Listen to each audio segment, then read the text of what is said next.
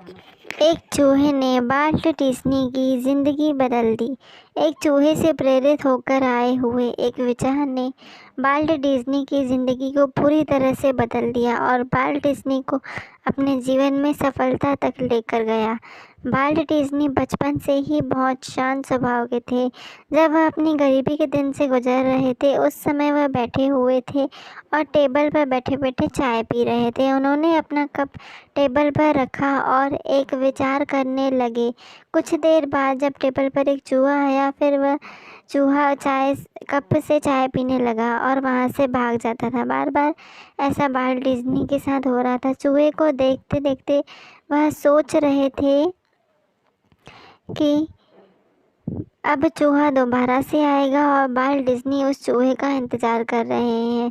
कुछ 15 से 20 सेकंड बाद चूहा फिर आता है और टेबल पर चढ़ता है, फिर उस कप पर चढ़ता है और चाय को एक सिप मारकर चूहा फिर कप से नीचे उतरता है, फिर टेबल से उतरता है और फिर यही होता है। वाल्ट डिज्नी ये देख रहे हैं और उसे एंजॉय कर रहे हैं।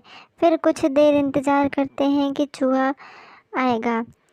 चूहा कुछ देर बाद फिर आता है और टेबल पर चढ़ता है, फिर उस कप पर चढ़ता है और चाय की एक सिप मारकर चूहा फिर कप से नीचे उतरता है, फिर टेबल से नीचे उतरता है और वहाँ से भाग जाता है।